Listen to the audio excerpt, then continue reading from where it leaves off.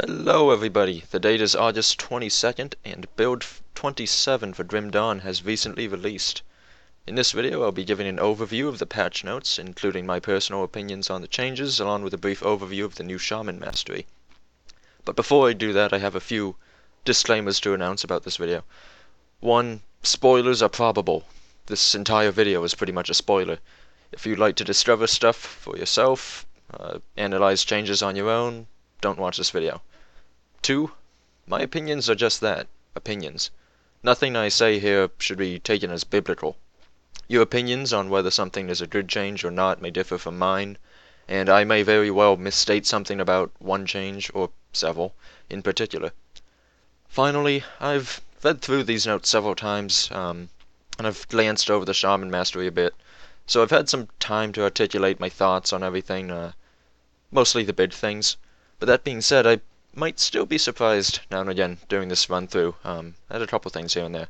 So, that out of the way, opinion stuff, let's just jump right to the patch notes, shall we? Alrighty. Aside from the introductory stuff, I'm gonna ignore that because it's just text.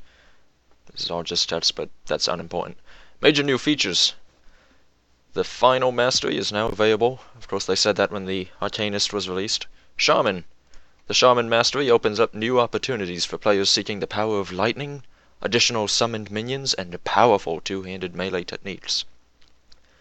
Not mentioned is that the Shaman has 3 summons in the class, which is the most in any class. It's more than the Occultist. The Shaman also has a focus on physical damage and a little bit on vitality damage. So, all cool stuff all around. The vile swamps of Eastmarsh are now accessible. They were accessible before, but only if you abused a bug. Travel to the east of Burwich and take on 2 new mini-bosses. I haven't been there yet, but I think it's a high-level zone, which is fantastic, because it's right next to a low-level zone, which means new players are going to get totally wrecked. Which is great. If you take the Burwich Village, Riftgate, head to the southeast, and there should be a bridge sort of a thing that you just cross, and there you are. A new chest has been introduced, Treasure Trove. Boomers speak of vast quantities of iron bits that treasure troves contain, but the only way to open them is with a new use of dynamite. Treasure troves are scattered around the far reaches of the world. Haven't seen one of these before.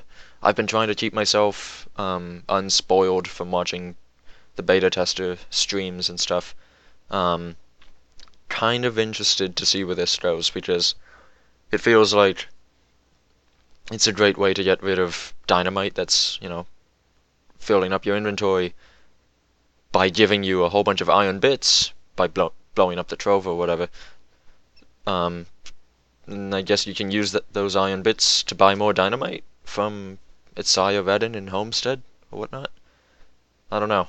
I haven't really seen a need for a lot of iron bits, really, but whatever. Nemesis bosses now have a chance to drop warrants, which boost infamy gained with the respective faction by 50% across all difficulties. Warrants can be freely traded between players. That's an awesome change. It's also a huge change, I guess, for something that isn't mentioned here. Faction, whatever you want to call it, faction progress is going to persist between difficulties. So, being able to slay a nemesis, get a warrant on one character, and give that warrant to another character means that that other character will be able to farm up to nemesis very quickly, across all difficulties, which, in my opinion, kind of reduces a bit of the endgame, but at the same time it also reduces the grind, which no one wants to deal with. So, all in all, good change, I think. The damage per second display on the character sheet has been overhauled, and I can't highlight this because I'm bad with my mouse. It now displays the DPS of your left mouse button attack with a detailed damage breakdown in the tooltip. This calculation assumes a single target and takes into account all of your bonuses, including the skill's cooldown. Amazing change. Just phenomenal to have this in the game, finally. 2 new damage per hit calculations have been added to the Character 2 tab of the character sheet, which provide a damage calculation of the skills you currently have set on the left and right mouse buttons, with a detailed breakdown in the tooltip. These calculations assumes a single target, okay, so, important to note, this is talking about damage per second, this is talking about damage per hit. They are not the same thing. And this stat was already on character 2, but it was the second page of the character sheet, but it was only for like basic weapon attacks. Now it still has that, but it also has for whatever spells you have on your left and right mouse button, if you have any. Skill tooltips now take into account all of your bonuses and update dynamically as you swap out equipment. Awesome. No complaints there. Art. Updated Underground Cellar art set.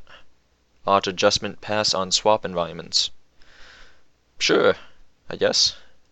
Great. No statistics there for me to look at, but I'll assume it's a good change. Tech. Fits the crash when crafting items quickly. Sorry.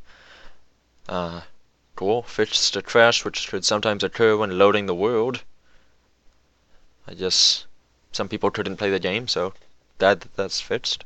Fixed a bug where skills bound to mouse wheel events would activate repeatedly. I am almost certain that is a bug that 9 has abused, but I did not know it was a thing. Fixed a bug with pet skills not getting properly boosted from plus skill bonuses on items. I don't know what that means. I mean, I know what it means, but I don't know what the ramifications of that were. Fixed certain item attribute tags being singular when plural should be used, okay? Fixed some spells not properly benefiting from critical damage bonuses on equipment. Great. Large item tooltips can now be scrolled using the mouse wheel. Huge improvement, thank you. Fixed conversion attributes merging into a percentage point value of 1. I don't know what that means. I mean, 1, I assume, would be, 100% conversion. But I don't know what does this mean?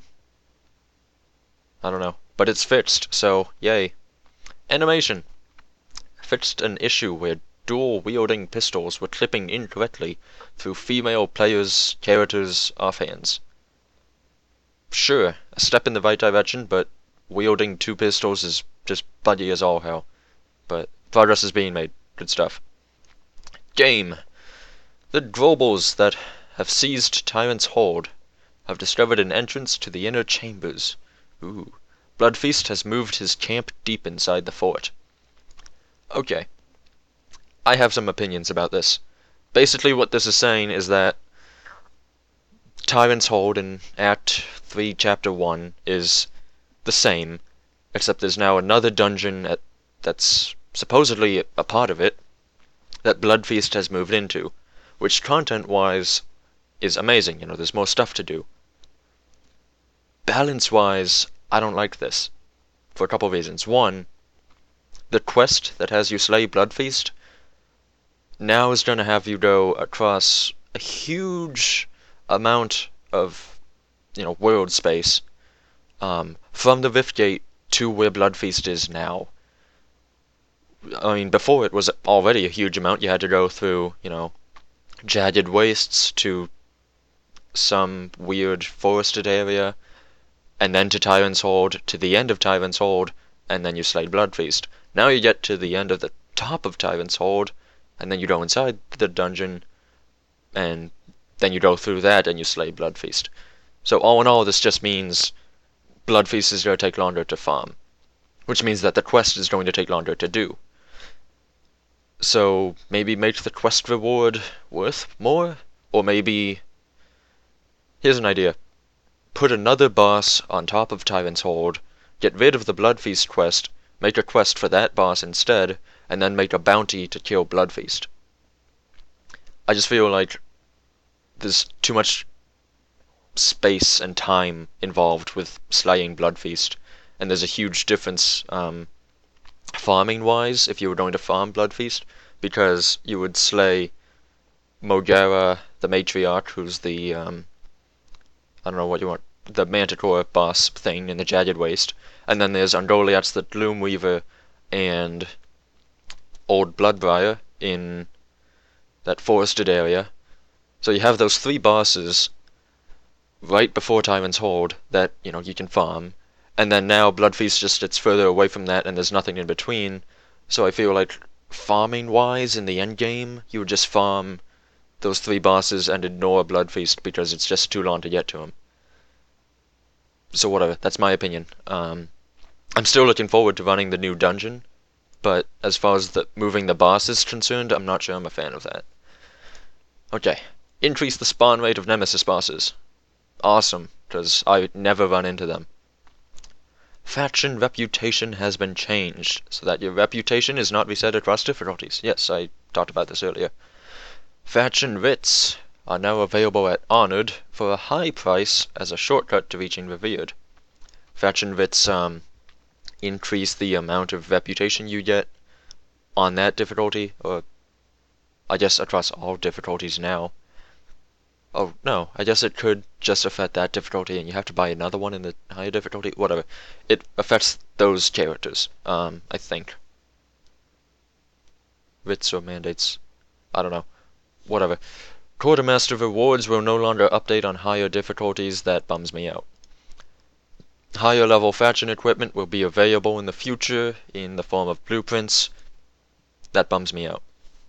For the commands chosen, I don't know if I'm pronouncing that correctly, versus Order of Death's Vigil decision that you have to make in Homestead after slaying the amalgamation, you will have the option of switching your loyalties on higher difficulties, resetting your reputation with those groups. Okay, this is a good change, given the previous changes.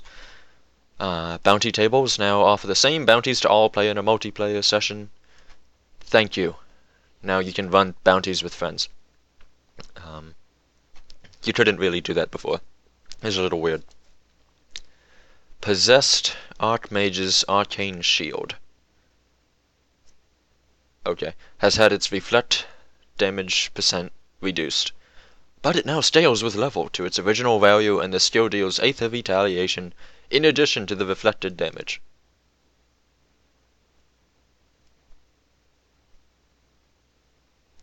So does this mean there's no noticeable change?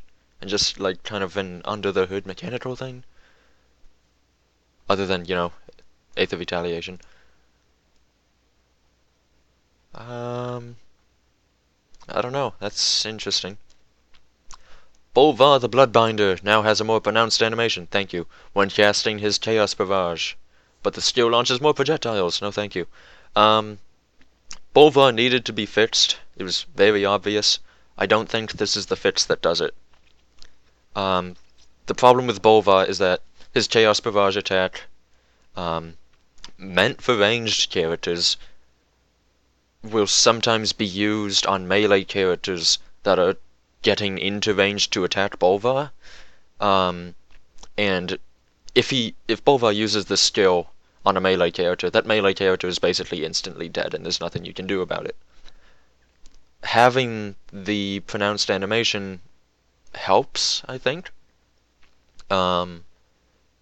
Unless, you're a melee character who's kiting, which isn't an absurd thing.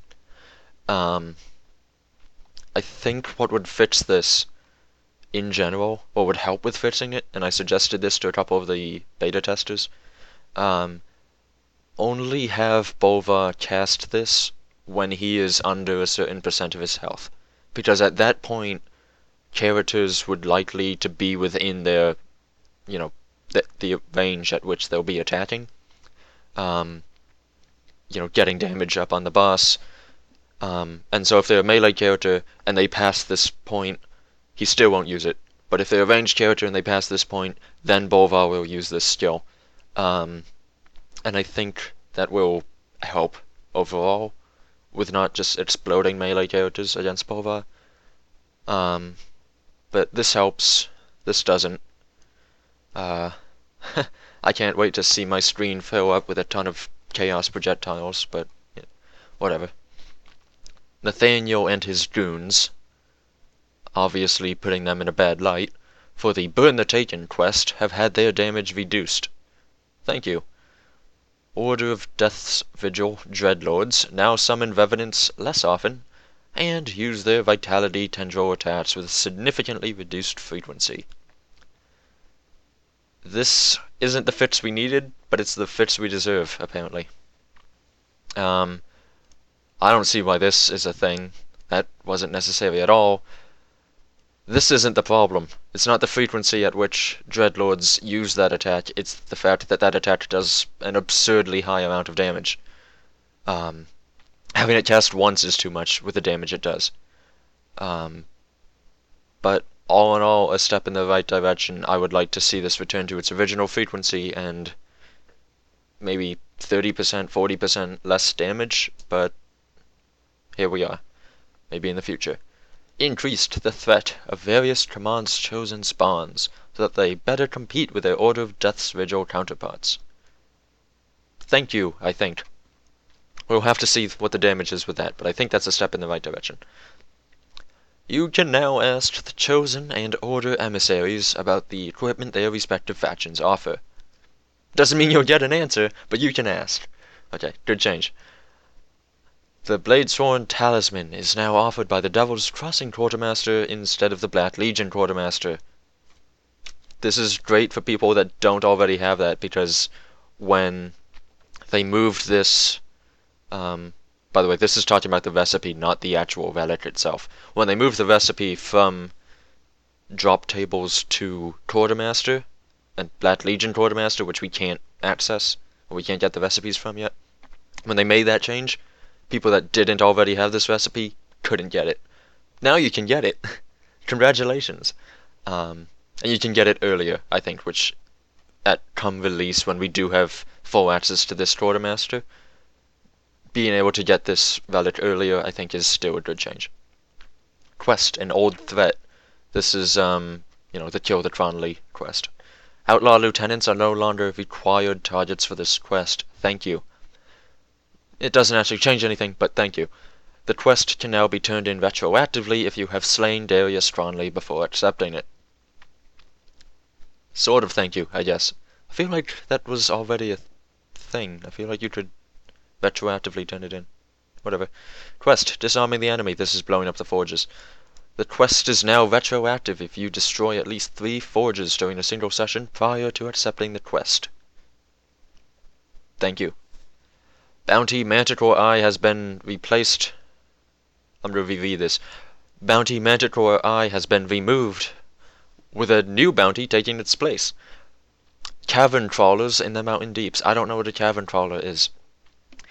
Anyone currently on this bounty, on the Manticore Eye bounty, will have it erased from their quest log.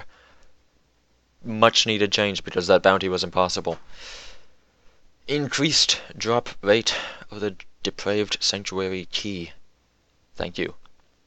Increased drop rate of Kilrian's Shattered Soul. Thank you. And Kilrian's Skullbreaker. Not needed, but thank you. Sound effects for gunfire and crossbow shots. Is gunfire a word? Sound effects for pistols, rifles, and crossbows have been updated.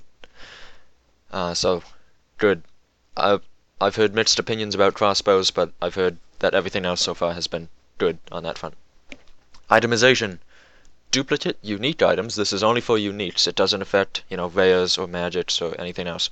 Or, monster infrequents, which I guess are all duplicate anyways. Duplicate unique items should now drop far less frequently in a single session, thanks to optimized quantum algorithms. Quantum doesn't mean anything in that sentence, it's just there for fun. Basically, you shouldn't see 5 of the same unique in the same game session. Conversion! Here we go. This is the big one for this patch, other than Shaman. The order of events on conversion from gear has been changed. It is now skills, skill modifiers, skill conversion, equipment conversion, equipment modifiers, and skill passives, auras. Previously, I'm sorry, I'm kind of belching a bit because I just had dinner. Previously, conversion on equipment would be the last step. So basically what this means, I mean, here's what it means. This means that you can, okay, take Force Wave for example. If I have, say, 50% physical damage converted to fire damage, Force Wave does some amount of physical damage, and then its modifier Vending Force increases that physical damage. So, say it goes from 200 physical damage on Force Wave to 300 with Vending Force. Skill conversion, Force Wave doesn't have any in this example, so I'll just ignore that for now. Equipment conversion, if I had that 50% fire damage, or 50% physical damage converted to fire, that 300 physical damage because of these two would be converted into fire at an efficiency of 50%, meaning you would get 150 physical damage and 150 fire damage off of each for each Force Wave blast thing. After this, that fire damage can then be buffed by equipment modifiers and skill passives auras, as will the physical damage. So you can increase that 150 physical damage with these, or you can increase that 150 fire damage with these. Previously, what this is saying is that the conversion from physical to fire would be the last step, which means you wouldn't be able to boost your final fire damage with any fire modifiers. This is an incredibly huge change. I still haven't worked out all the math on whether or not this is a good change. I'm a little scared about it. It has potential. I think you will be able to do some very neat things with it. But whether or not those neat things are actually effective is another story. Magic affix loot tables have been updated so that lower level affixes stop dropping sooner, increasing the probability of getting appropriate level bonuses dramatically. Thank you. What this basically means is that if you kill a level 50 enemy, you shouldn't get a level 12 item. Finally, this is in the game. Additional tiers of magic percent damage suffixes. I guess this would be, of the Aether, or of the Aether is really the only one that's coming to mind, but there's one for all magic damage, or one for each kind of magic damage. I can't think of any more. Additional tiers of magic percent damage suffixes have been added for weapons, so upgrades are available more consistently. This does not increase the number of possible affixes. Instead, the affixes are replaced more frequently with better versions. All this is saying is that if there were 3 of the Aether affixes across, all the levels in the game, there are now more than 3, which means you could get them sooner. You could get them for a higher level. That's all it's saying. There's not more kinds of affixes. There's just more of each affix available. Good change. I like this. I like that change. Oh boy, base damage values on weapons have been significantly increased with level. Overall, we felt that going up weapon tiers was unrewarding, and it was, and there was too much reliance on good RNG to get a decent weapon. Now, most of a weapon's flat damage comes from its base values and less from its affixes. This change necessitated adjustments to the stat requirements formula. While we tried to maintain the same progression, you may find that the requirements on your weapons may have been shifted a few stat points. Okay, so I'll deal with the small thing first. This basically means if you just barely reached the requirements to fit a piece of gear, or I guess right now it's only talking about weapons. If you just barely met gear requirements, chances are you don't meet those requirements anymore. So, go fix that. What this is saying is that I think these patch notes will go into it a bit more, but I'll just explain the whole thing now. The base damage has been more or less doubled across every weapon type. So if you had an axe that did 10 to 20 physical damage per hit, that 10 to 20 is now around 20 to 40-ish. give or take. And the disparities between tiers of weapons have grown, which means getting improvements based on the weapon is more likely. So affixes are less valuable, weapons are more valuable. Affixes are still extremely valuable, and you still need good ones in order to, make a high-functioning build. But going from under-geared to middle-geared, you'll see a lot of improvement. I guess what I'm saying is, if you don't have any affixes whatsoever, if you didn't have any affixes whatsoever last patch that benefited your build, and this patch you still don't have any affixes that benefit your build, you'll see an improvement. And that's a good thing, I think. The bad thing is that, this. Now most of a weapon's flat damage comes from its base values and less from its affixes, which means the best way to get magical damage, fire, lightning, cold, aether, chaos, whatever, the best way to get that kind of damage is by converting physical damage into that damage type from the weapon's base damage, which is really strange to wrap your head around, and I'm not sure it's a good thing. But again, we'll see. With the above weapon damage rebalance, two-handed guns and crossbows have had their damage increased more, so that their ratio to one-handed guns is closer to that of two-handed versus one-handed melee weapons. Thank you! Crossbows still suck. Two-handed rifles, however, are actually pretty decent. In addition, the penalty on pierce ratio has been slightly reduced, shrinking the DPS gap between weapons with high pierce ratio and those without any. I have no idea what this means. To compensate for the weapon damage rebalance, flat damage bonuses on all equipment bonuses. Sorry, I got distracted. To compensate for the weapon damage rebalance, flat damage bonuses on all equipment have been reduced, or in some cases removed entirely. So as I was saying, best way to get magical damage, flat magical damage that you can stack and you can build upon, is through conversion. Kind of an iffy change, as the above changes have a significant impact on hybrid characters' ability to collect their desired element. Physical to magic damage conversion is now more readily accessible on components, prefixes, and uniques. Okay, one thing to draw away from this. Prefixes are now valuable. If you have no use for the officer's prefix, in last patch, you just didn't care what you got as a prefix. Now, prefixes are valuable because they're where you will get your conversion from. Uniques also give you a lot of conversion. Components also give you a lot of conversion.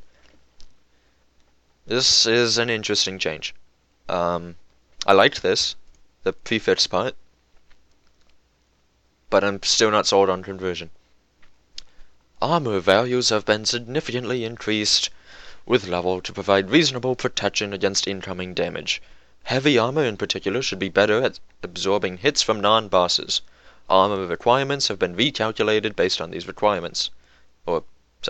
these changes, resulting in a small increase to physique requirements on standard armor and heavy armor at level 30 plus, and a slight reduction in physique requirements to caster armor. Someday they will just remove the physique requirements on caster armor, but we're not there yet. This is a good change, a step in the right direction. Armor is still worthless, I think. I don't think you'll see any difference between 300 armor and 700 armor, and that's from having a build that has 600. Before this patch, it probably has around 900 armor now, and I still don't think it's worth it. Attribute magic suffixes have been removed from the loot tables for weapons, and the chance of getting weapons with percent damage bonuses has been increased.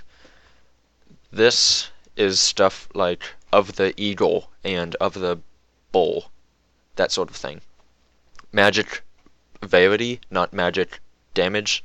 Magic rarity, as opposed to rarity suffixes. And those that granted you attributes like physique, cunning, spirit.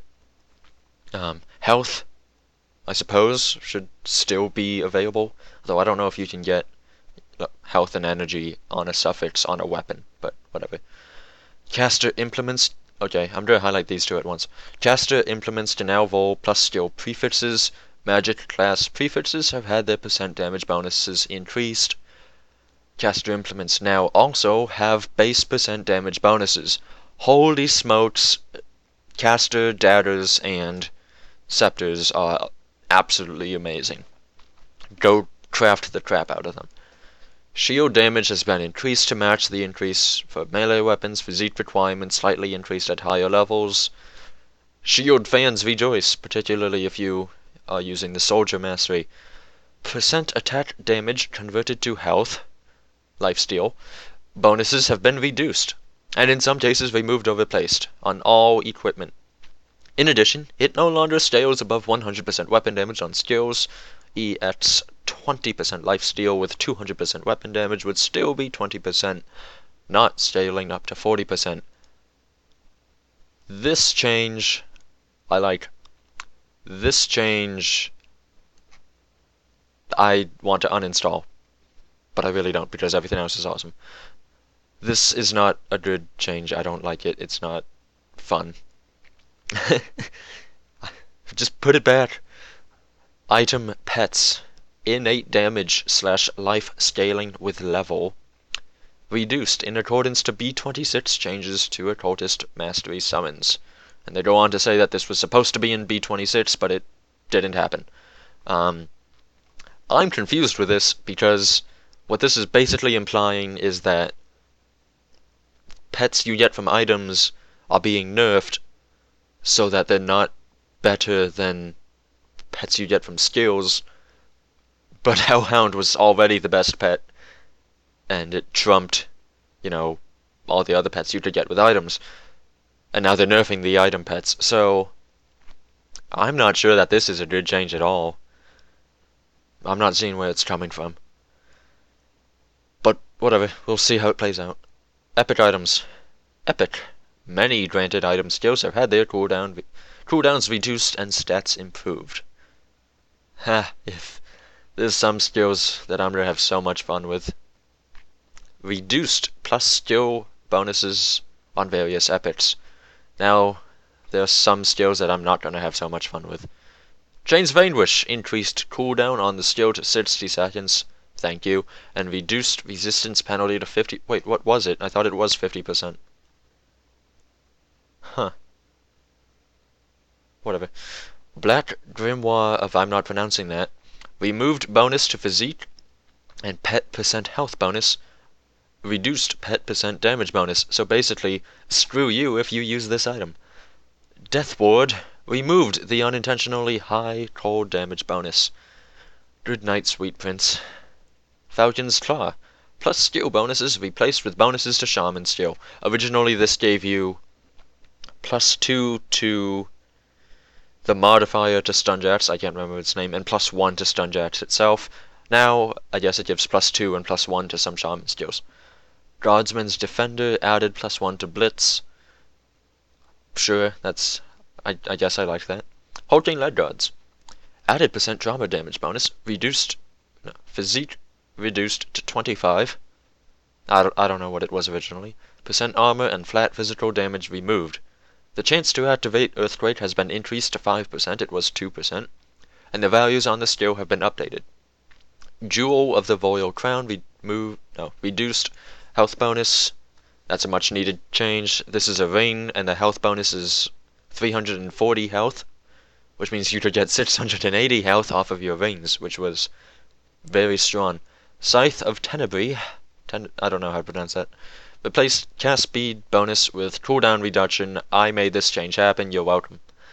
Spirit Stone Charm, reduced pet percent health bonus. Sure. Warmonger's Belt, reduced the defensive ability penalty on the proc from 150 to 30. Minus 150 to minus 30. I don't remember the exact stats of this, but I'm assuming this... I know this is an early game item, which means that losing 150 defensive ability in the early game is huge and unwarranted. I'm I assume this increases, attack speed, offensive ability, stuff like that. The typical frenzy sort of a proc. This is a good change, I think. So if you get it in the early game, you shouldn't be totally freaking out on that proc as you get absolutely demolished by bosses. Warpath Girdle. This is one we all knew was going to get nerfed.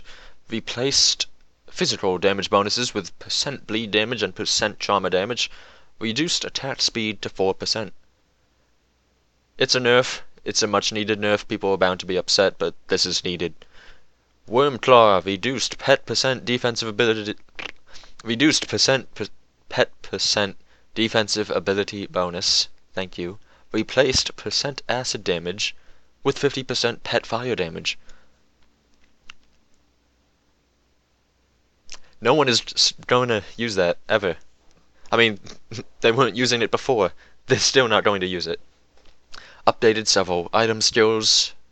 For example, Death Wards Defy Death that had a chance to activate on low health to instead always activate at a fixed health percent, as they were originally intended.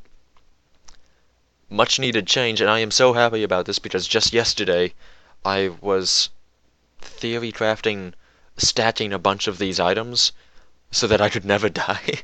And I think that build is actually going to work. Gonna have some fun with it. I don't know how much damage I'll be able to squeeze out of it, but there should be some ways to, never die. Okay, this is gonna take a while, as you can see. There's a lot of item changes. Magic suffix, celerity. Added additional tiers of this suffix for accessories, starting with lower values but ending at higher values. Items currently evolved with this suffix will have the first tier, meaning if you already have this suffix, you're screwed. New items will evolve with a level appropriate version. Faction augments, reduced offensive and defensive ability bonuses, level requirement increased. Okay, I'm gonna get this out of the way. There's a lot of offensive ability bonuses reductions in this patch, which is a little worrisome. I don't know who's going to be able to hit anything in this patch, because everything got reduced, pretty much. Level requirements increased. This is a little scary, but we'll see how it plays out. Devil's War Seal. I don't know what this is. I know what it is. I don't know the stats on it. Reduced pet percent defensive ability bonus. Vowari Mantle. Reduced pet percent damage bonus. You know what I like about this? Vowari handguards have not been nerfed. They are still best in slot. Rare affixes. Focus only prefixes and suffixes have had their stats updated. Several suffixes. I don't know if this is talking about focus suffixes or just suffixes in general. Several suffixes to no longer drop as they are redundant with the changes made, and are considered legacy items. Affliction, Conflagration, Defiler, Squalls, Storms, Winter Storm. What I don't like about this is that legacy items are now becoming a thing with Grim Dawn. Keep that shit to Path of Exile. I don't want it in this game. Just remove those affixes and screw over anyone that had them. I don't care if people whine on the forums. I don't want legacy items in this game. Rare prefixes. 2 new prefixes. Demonic. That was already a thing. Chaos plus Vitality. And Aether Fire. Oh, okay. And Aether Fire, Aether plus Fire, can now drop on Focus, Armor, and Accessory items. Demonic and Aether Fire were, I guess, prefixes that already existed on weapons that aren't foci, but now you can get them anywhere. Updated bonuses on various weapon rare prefixes. That's not how I would word that, but okay. No idea what this implies, but sure, there you go. Updated class-specific rare prefixes. I guess, commandos, death dealers, elementalists, or what have you. Those sort of things that gave like +1 to 2 skills, 1 in each mastery involved. With the addition of a new tier. Cool, actually, that's nice. The original tier setup was you had 1 at level 42, and one at 70, which no one could use. So now there's a new tier. So that's nice. The current bonuses are being shifted up to a level 65 version. That's not cool. Incorruptible. Reduced bonuses. Thank you. Except not, because what am I going to use to replace it? Inquisitors. Stats redesigned to favor elemental builds. You're going to hear this a lot. And it's weird because every time it's mentioned, it's on an affix that favored elemental builds, so I don't really get why they're saying that. Flamecasters renamed to enchanters. Ooh. Bonuses redesigned to favor elemental builds. Generals redesigned, doesn't say how. Hoarfrost renamed to enchanters. Is that a word? I'm gonna enchant the shit out of people. They won't know what's coming. Redesigned to favor elemental builds. Shocker. Can now drop on all weapon types instead of just ranged weapons. Hoarfrost was cold damage, frost burn damage, and it was only available on pistols / rifles / crossbows. Imposing, removed, percent armor bonus. Affix is worthless. Lightbringers, stats redesigned to favor elemental builds and cast speed. I like this because Lightbringers has always been a good affix, but one that's ignored because there's better ones. But now that it's getting a buff, especially with cast speed on it, I think we'll start to see it a lot more, and it's a neat little affix. Menacing, reduced offensive ability. Paladins, replaced percent physique bonus with percent protection.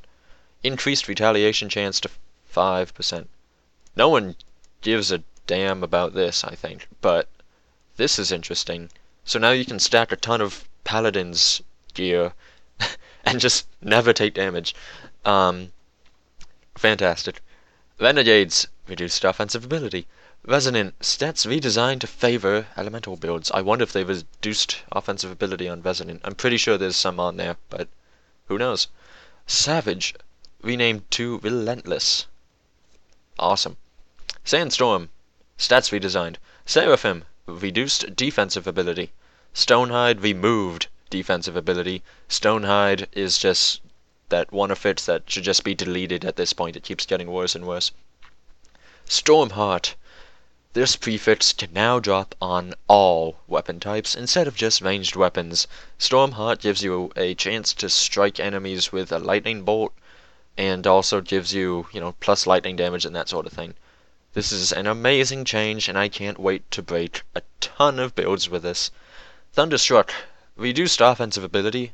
Increased electrocute retaliation on accessories. So basically, don't use this affix. It sucks.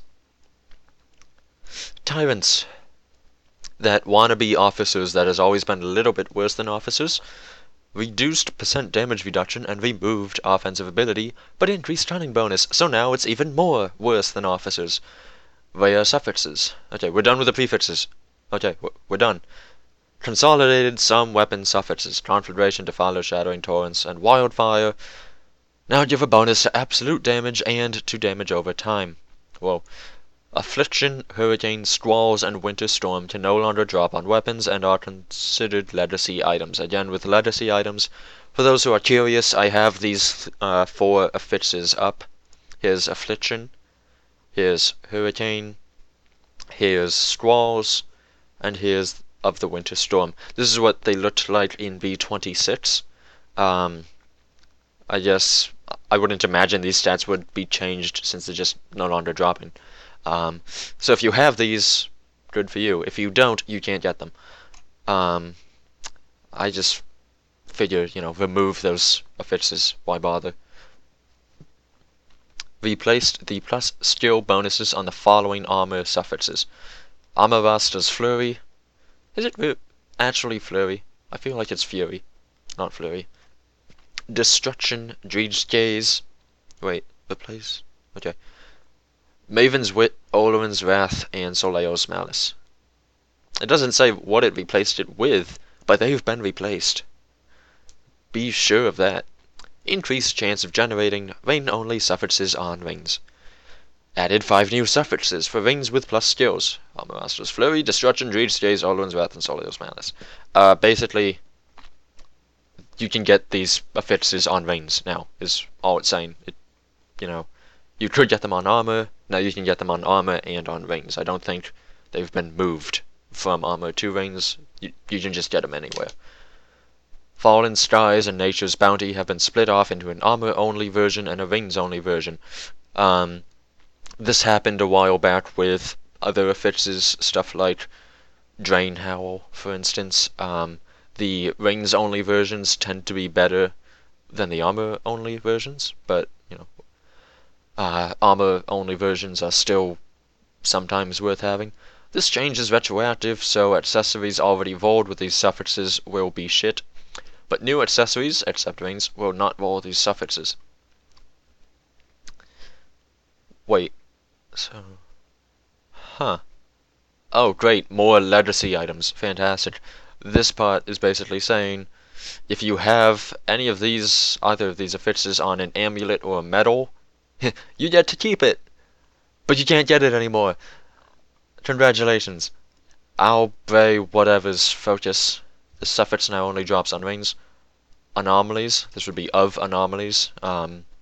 Replaced flat aether damage with cast speed. My build is just getting worse and worse. Added bonus to Calidor's Tempest. Now has Aether Retaliation on all levels. Okay, I guess. Weapon affix, Annihilation. Added Spirit bonus. Cool, does that affix... It wasn't overpowered before. Arcane Balance. I was being sarcastic, by the way. It's kind of a strong affix. Arcane Balance. Increased percent fire and percent cold damage bonuses. No one cares. Arcane Blaze. Increased percent fire damage bonus. Added bonus to Calidor's Tempest. Holy crap. I have a build with 5 of this affix. It's going to wreck. I can't wait. Basilisk. Of the Basilisk. Stats redesigned for defensive builds. Sure, if you say so. Bestial Rage. Fuck off. Sorry. Reduced percent attack speed bonus for pets. It's getting worse and worse. Weapon. Blight. Increased percent vitality damage bonus, and added cast speed bonus, but removed flat vitality damage and percent poison duration. It's a kick in the balls to one of my builds. Cabal. Increased percent chaos damage and percent poison damage bonuses. Added bonus to Curse of Frailty. This is an amazing change, but not for these reasons, simply because Curse of Frailty got buffed in a really interesting way, and getting more points to Curse of Frailty should be interesting. Cruelty. Increased chance of percent bleed damage, but reduced percent bleed duration bonus. Sure. Devourer. Can no longer drop. Items already with this suffix are considered legacy items. Ha! Suck it! I have a perfect legacy item. You can all go to hell, because I have an item that none of you will ever get. Diviner. Replaced flat chaos damage with... And that's why, legacy items are broken. Just remove the affix. Diviner. Replaced flat chaos damage with cast speed. Added bonus to Doombolt. Ooh, nice. Now has chaos retaliation at all levels. This sucks. This is awesome. No one cares. Drain Howl. Reduced offensive ability. Weapon. Elements. This would be of the elements. Added cast speed bonus. Okay. Good buff. Fallen Skies. Increased percent cold and percent lightning damage bonuses. I don't know of anyone that actually uses that affix. Flame Caller. Increased percent fire damage bonus. Added bonus to thermite mines. Holy crap. This suffix was already super strong. Now it's getting better. Fury. Reduced offensive ability. Gildum Arcanum. Added cast speed bonus. Still not gonna make me take that. Glacier. Oh, right. Glacier. Added bonus to Flash Freeze. Now has freeze resistance at all levels. I would take this only for the freeze resistance. I don't care about the bonus to Flash Freeze. Hellhound. And, that's not even just a me thing. I don't think Flash Freeze is a great skill worth getting bonuses to. Hellhound. Renamed to Incineration. Added cast speed. Replaced fire retaliation with bonus to Black Water Cocktail. No longer gives a fire percent bonus damage bonus to pets. I butchered that. Basically, new name, cast speed, no more fire retaliate. Oh wait, yeah, no more fire retaliation, no more fire pet damage. Enjoy your Blackwater Codtail. Hurricane added a bonus to Wind Devil. Now has stun resistance at all levels. Wasn't Hurricane? I guess Hurricane on gear has this, because Hurricane on weapons is a legacy affix. Weapon Insanity updated stats. Thanks for telling me how. Sage. Increased drop rate of this suffix. Okay. Sanctification updated stats. Shadows removed cunning bonus. I don't see the need for that. Shattered Reality. Increased percent Aether and percent Chaos damage bonuses. That's good. Slayer. Increased chance of percent Pierce damage. I don't think that's why people take Slayer, but I could be wrong. Slith. Replaced Poison Duration Reduction with bonus to Dreed's Evil Eye. Poison damage duration now scales up with suffix tier. Okay, I can get down with that. Soleil's Malice. Increased percent Chaos damage bonus. Cool. Void Fire. Increased percent fire damage bonus. Cool. Sure. Crafting and relics. Relic. Updated. Okay, here's a doozy for you. Updated class-specific crafting bonuses. Removed percent damage bonuses. Replaced bonuses to base skills to instead be bonuses to skill modifiers, and reduced the bonus from +2 to +1. Okay. So, say you had, for this thing that I have highlighted, say you had a Slaughter Relic with +7% Pierce and +7% cold damage on it. You no longer get those. You only get the plus skill bonuses. And now, you don't get +2 to a base skill, you get +1 to a modifier of a base skill. I don't think this is a good change. I guess it's weird. Class-specific relics were generally better than, everything else. Now I think they're generally worse than everything else, with two exceptions. One, Juggernaut, because the stats on that thing are insane. And two, Conflagration, because the granted skill is pretty decent. Haunt, Slaughter, and whatever the occultist one is, I can't think of its name. I don't see a reason to take those anymore. Ancestor. Attributes bonuses have been replaced by +1 to Shaman skills. New crafting bonus able to match. And 25% vitality resistance for pets. Percent defensive ability bonus increased to 5%. Pet damage bonus increased to 35%. Bonuses on granted skill increased, but the reserved energy has also been increased. Good change. Ancestor is becoming even better. Blight. This is the occultist relic, I think. Increased poison damage significantly on the granted skill to offset... Is this the occultist one? To offset the risk of being in melee range. Okay.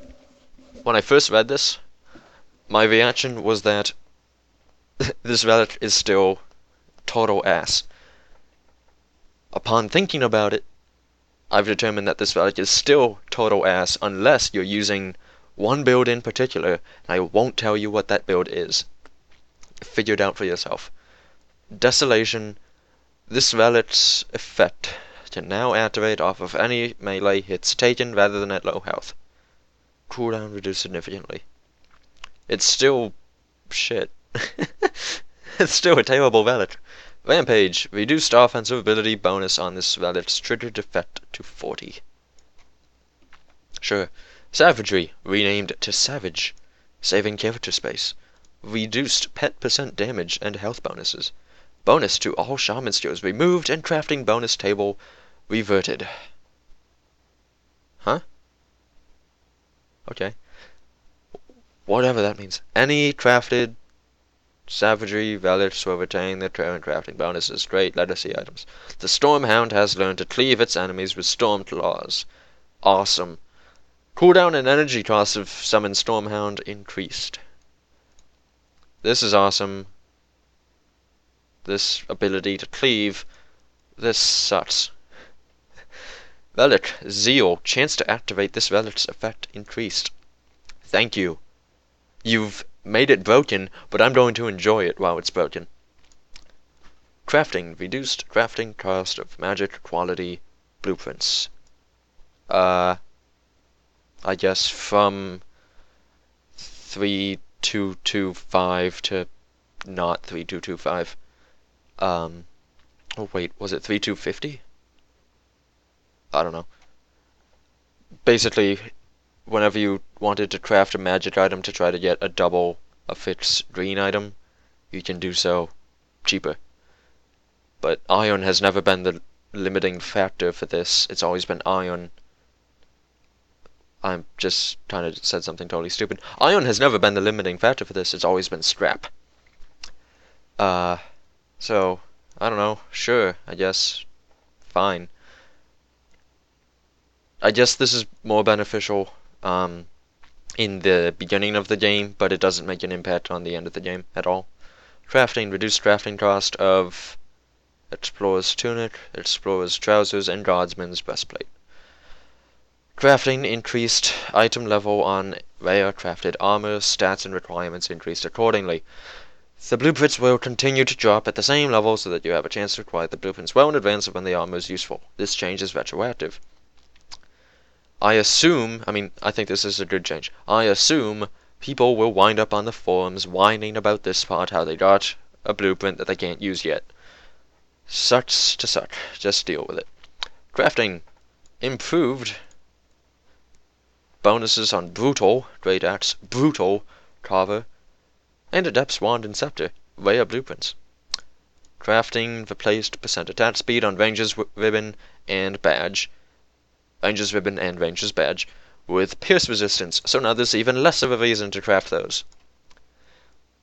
Components. Many component-granted skills have been revised, in some cases buffed significantly. I'll be the judge of that.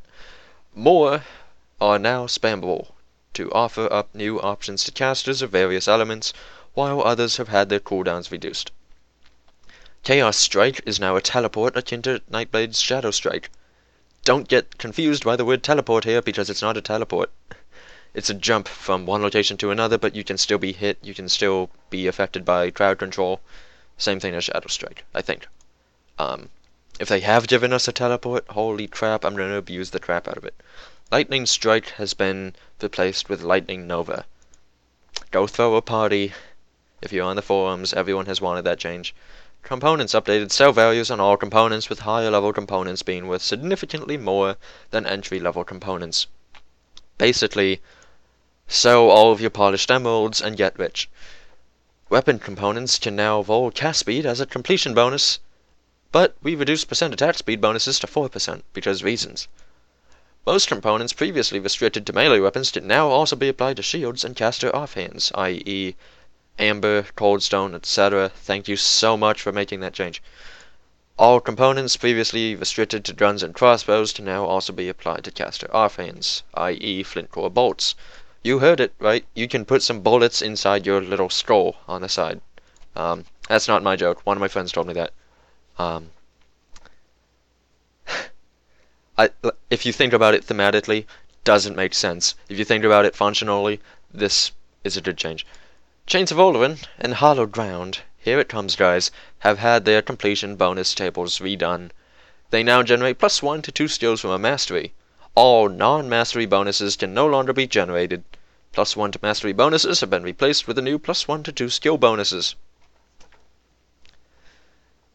Okay, I think that's a needed change. I would have rather had seen other components get buffed, and some of them did get buffed, don't get me wrong. And my reasoning there is that even still, Hallowed Ground and Chains of Olorin are probably still better than, say, Rotten Heart, which is a chest-only component. So basically it nerfed people but didn't actually solve the problem. So yeah, have fun with that. Not a good change, but it was made with the intent of being a good change. I mean, I assume these all were. This is a step. It's not a step in the right direction, but it's a step toward the path of being in the right direction. If that makes any sense. Between the two, I would still rather have this than what we had before. You know, +1 to all skills in a certain mastery. But I still don't think this solves the underlying problems. I still think Chains of Olorin and Hallowed Ground are best in slot. Imbued Silver and Purified Salt have been redesigned. I'm not reading all this. Basically, beforehand they gave you % damage to Ethereals and % damage to Chthonians. They don't anymore. They are now defensive in some capacity. Ancient Armor Plate removed % auto damage bonus, get out of here. % protection bonus increased to 6%. I don't like it. Arcane Spark reduced offensive ability bonus to 25. I don't remember what it was. I think it may have been 35. May have been in the 40s, actually. It was high. Needlessly high. But I dislike this only because offensive ability is getting nerfed everywhere, and no one is going to be able to hit anything. I don't know. It just seems to create some problems down the line when we get more levels and more difficulties and stuff. Attuned Lodestone, stats redesigned. Chains of Olorin, stats updated. So much information for me to talk about here. Dense Fur, replaced % Constitution bonus with bonus armor. Great, so now it's getting worse. Hallowed Ground, stats updated. Thanks. Haunted Steel, completion bonus table replaced with standard rare weapon component table. This also happened with Silver Core bolts down here. These are rare components that I guess we're using kind of a hybrid completion bonus table between common completion bonuses and rare completion bonuses. Now they'll just use the rare ones, which is, you know, a good change, much needed. Kilvian's Shattered Soul, increased % vitality damage to 25%, and vitality resistance to 20%, added % fire damage. Good change. This is a chest component, so it's not going to be used. Next to Chains of Olorin and Hallowed Ground. They didn't talk about this skill specifically, and I can't remember if it was changed or not, but the skill that this component gives needs a higher radius. It might have one in this patch. I asked about it, I can't remember what the answer was, but that skill needed a higher radius from B26 because that skill activated on hit with melee attacks, yet the radius of the skill wasn't high enough to hit all enemies that could hit you with melee, which didn't make any sense. So if the radius has gone up, great. If it hasn't, it needs to. Mark of Mardragon, I don't know how to pronounce that. Removed penalty to beasts and beastkin, increased health regeneration to 15. It was best in slot before, now it's even better. Mark of the Traveler, removed penalty to beasts and beastkin, added 10% slow resistance. Which is a great, you know, stopgap on your way to getting Mark of Mardragon. Whatever. Roiling Blood. Reduced offensibility from 20 to 16. Serrated Spike now also provides 12% bleed damage. I don't care. Silver Core bolts, stats redesigned, and completion bonus table. Alright, classes and skills. Mortar traps. Alright, this is big. Mortar traps, thermite mines, and blade spirit summons have been overhauled to scale with player stats instead of pet bonuses. Yeah, I'll read this. We felt that the fantasy around those skills never quite fit the summoner role, but due to technical limitations, it was necessary for them to scale with pet bonuses. With recent tech changes, we are now able to make those skills function as they were always intended, as standard player skills. Summoned minions such as the Raven and Hellhound continue to scale with pet bonuses. This is a double-edged sword. On the one hand, it means that mortar traps, thermite mines, and blade spirits will be doing a lot more damage overall. Because, you know, they scale with player bonuses. They'll also have a lot more health, although Blade Spirit has some insignificant amount of health, so I don't think it'll matter. they'll have a lot more health. Based off, player. Actually, no, wait, they'll have less health. Now that I think about it, because player percent health is lower than pet percent health. So there's that. So basically, these things become glass cannons, and so do players. And the reason for that isn't readily apparent. The thing with having these play as pets is that pet bonus gear tends to defensively buff the player character. So that, because, the whole idea of being a summoner is that you want your summons to do all the damage while you are capable of not dying. With these, however, with this change, you have to build for damage in order to get these guys to get any damage out, but in turn, you can't build for defensiveness because you can't, because you have to build damage for these guys. So yeah, it's a double-edged sword. You have no way to defend yourself, but your pets are a lot more potent. So read into that what you will. I think it's an interesting change. I won't say it's a bad change. I won't say it's a good change. It's interesting, and I think it has potential to be very good in the long run. I also think it has the potential to be a little bit bad.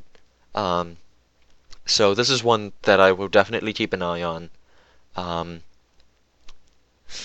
And I don't really have much more to say about it. It's just something you have to keep in mind in the future, I think, when you're building around these.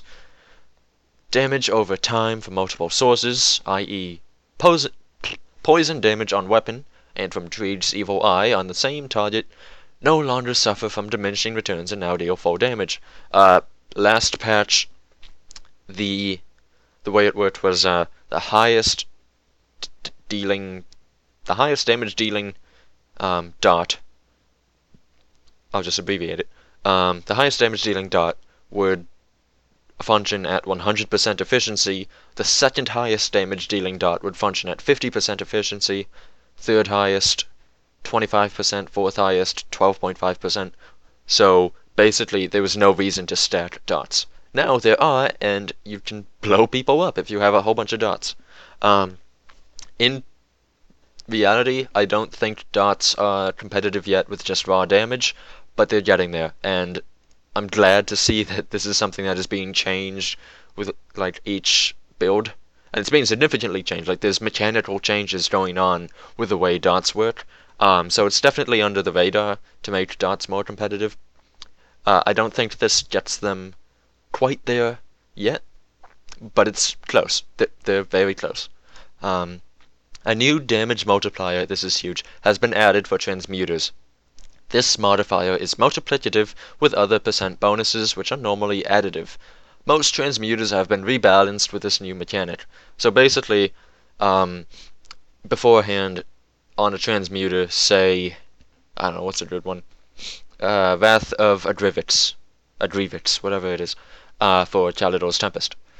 I think it gave like plus 250% total damage or whatever to Calidor's Tempest at the cost of a cooldown, putting a cooldown on a spammable skill. And that plus 250% was additive. So,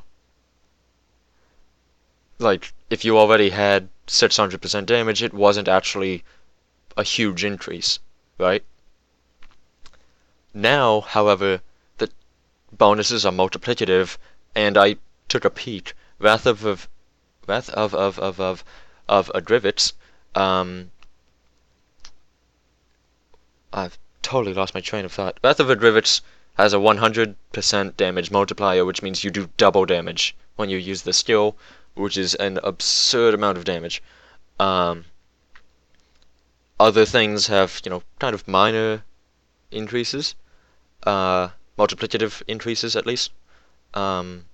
Some things we'll see down below have penalties that are multiplicative, which are interesting, and I think they're a little too much to penalize someone multiplicatively, but we'll get to that.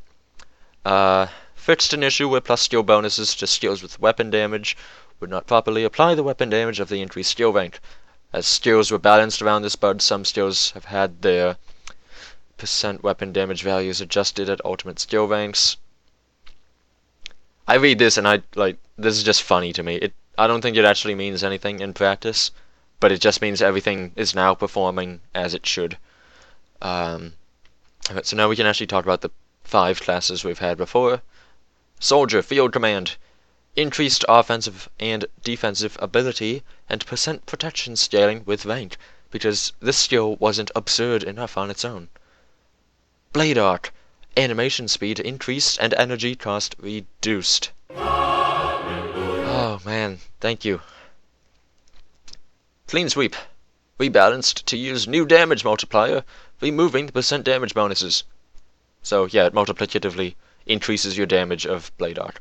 Laceration, increased percent bleed and percent trauma damage. No one cares, that's not why you take that skill. Tremor. Rebalanced to use new damage multiplier for its penalty, dropping the -% physical damage and reducing the -% weapon damage. Actually, this is good. I didn't notice that before. This is actually okay. Landing force armor reduction increased. Match level went from 105 to 180. Sure. Warcry. Oh, I get why this is happening. This is happening because, armor items had their armor values go up, which means enemy armor will go up. So I assume this isn't actually a buff, and it's just a balancing consistency sort of idea. Warcry cooldown increased from 5 to 6.5 seconds, and percent total damage reduction lowered at cap from 45% to 36%. Necessary change. Break morale increased from 8 to 12 ranks, as it seemed like too much payout for so little investment, especially given that Soldier has fewer total points than other masteries. Physical resistance reduction was also scaled down slightly. Also a necessary change. I'm glad that this is what happened, because I think a lot of people thought these skills were overpowered, and they really weren't. I mean, they were... Okay, rephrase. A lot of people thought these things should be nerfed into the ground, and they shouldn't have been.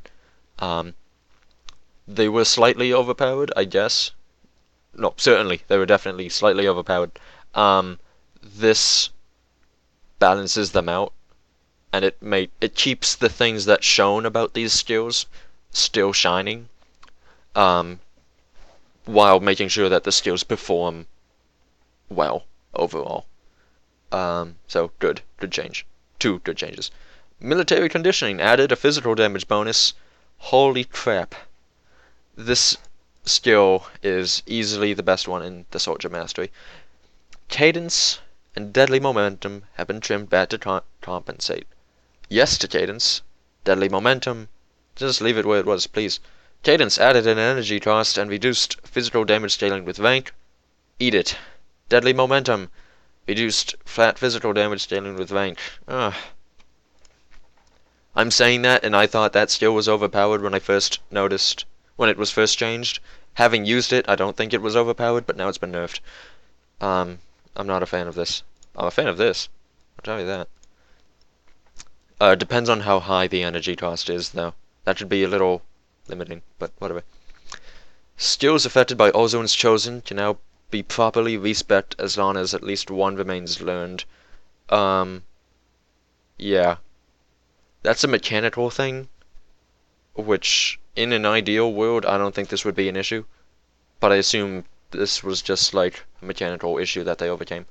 High Impact reduced the percent physical damage bonus by 50% at all ranks, slightly reduced fire damage scaling with rank. So basically don't use it. Skyfire Grenado. Increased lightning and electrocute damage scaling with rank, rebalanced energy cost scaling to be similar to that of High Impact. I still don't think it's worth taking. So basically, Grenado got nerfed. Stun Jacks. Flat damage was able to be increased with Crit Jacks being shifted to use a new damage multiplier for its penalty. Crit Jacks rebalanced with new damage multiplier instead of percent lightning and percent physical damage penalties. Effect on DPS will vary with build. Vary from build to build. but moderately well-equipped test characters saw a slight increase. The penalty shouldn't be as harsh at lower levels since it is multiplicative instead of additive, but should retain more significance at higher levels. Okay. No comment until I see how it performs. Mortar Trap. Rebalance to scale with player stats instead of pet bonuses. I've gone over that. Projectile speed increased. Delay between attacks reduced. Nice. The big one, which is Mortar Trap's final modifier. I don't remember if it only had one or two. It's the final one. Now fires sooner. I don't care about this. I still think the big one should be a proc. With a guaranteed proc at the end of Mortar Trap's lifespan. Thermite Mine, but this is a good change. Don't get me wrong, this is a good change. Thermite Mines. Rebalance to scale with player stats instead of pet bonuses. Energy cost reduced. Fire strike percent weapon damage now scales with rank. Beforehand it had 100% weapon damage. Now it gets 2% weapon from 100. It starts at 100%, gets 2% per level until level 11. At level 11 it gets 1%, and at level 12 it gets 1%, so that when you max Fire Strike, you have 120% weapon damage, which is very strong. Physical damage bonus increased at ultimate ranks, thank you. Searing Strike replaced with new damage multiplier, removing the percent damage bonuses, and as if that wasn't huge enough, now also works with rifles and crossbows in addition to melee weapons. That is absurd. I cannot wait to make a rifle build with this. It's gonna be great. I can't remember what the damage multiplier is. I think it's a 10% multiplier, but that could be wrong. I think it's 10%. Anyways, Flame Touched and Temper. Increased percent damage bonuses. Flame Touched had 60% fire damage, 60% lightning damage in B26. Now I think it's, like, when you max it. Now I think it's around 80%. I think. Somewhere around there. Added percent physical trauma bonus to Temper. I don't think anyone cares. Why would you go into Demolitionist for trauma damage? You just wouldn't. Concussive Bomb. Rebalance with new damage multiplier instead of the total damage penalty. That's interesting. I didn't notice that before. I'll have to see what that does. Cultist Bloody Parts now remains active on dead enemies for the duration of the effect. Thank you. Dreed's Evil, a high percent weapon damage has been reduced, down to a more reasonable level. Necessary change. Focus Gaze radius increased. Percent acid and percent poison damage bonuses increased. Added 100% poison duration. Holy crap. That skill is strong. Sigil of Consumption, energy cost slightly reduced and damage scaling increased. Destruction, which is the modifier, damage slightly reduced and cost increased. Intention was to just equalize the damage for cost more between the base skill and the modifier. The typical way in B26 to level Sigil of Consumption was to get 1 point in it and then max its modifier. Now, they're trying to get people to max both of the skills, I guess, which is cool. Curse of Frailty, added energy leech. I talked about this change before. That is huge. You just throw Curse of Frailty on a group of mobs and kaboom! You have, like, a crap load of energy. Congrats. Not to mention, energy leech can benefit from, percent energy leech bonuses, which is awesome. And the fact that this skill is spammable is ridiculous. Amazing. Consecrated Blade now works with rifles and crossbows in addition to melee weapons, and should be renamed away from Blade. This is a good change. Pneumatic Burst. Cold damage exchanged for life regeneration. I looked at it. It is...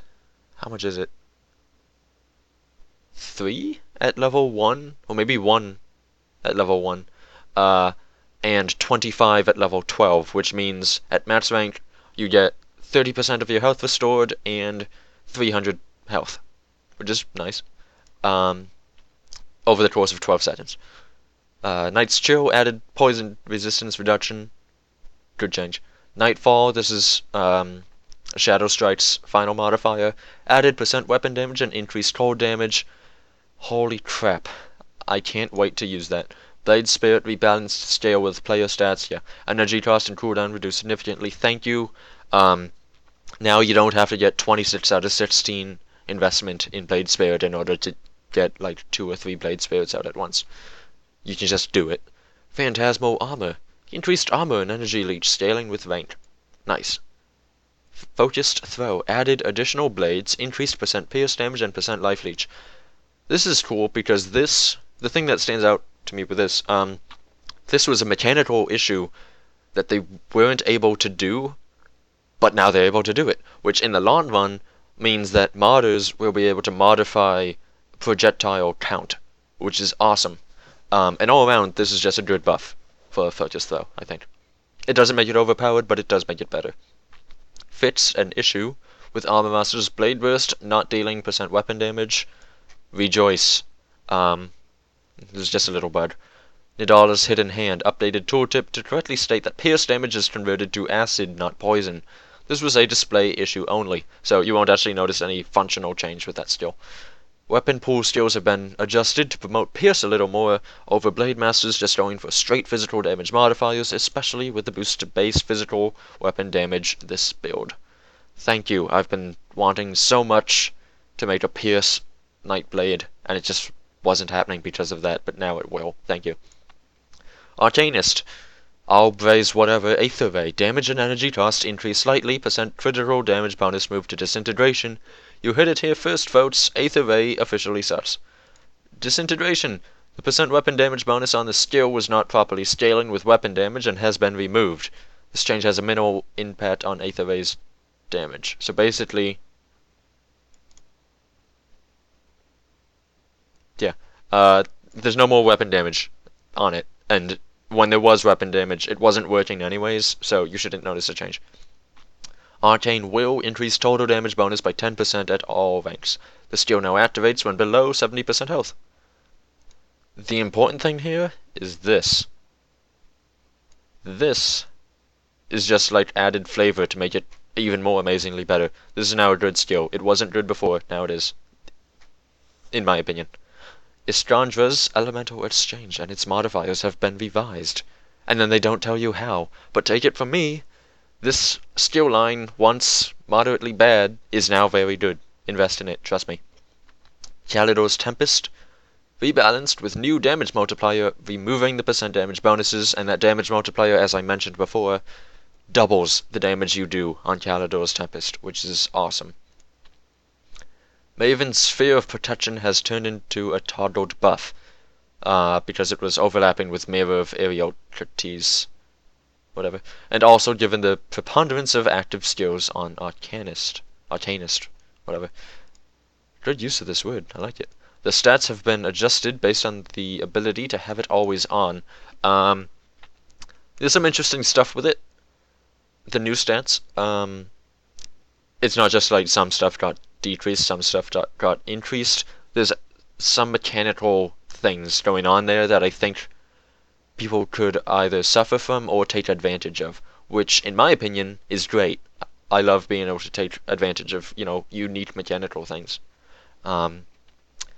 Olex was OFF. Damage and energy cost increased.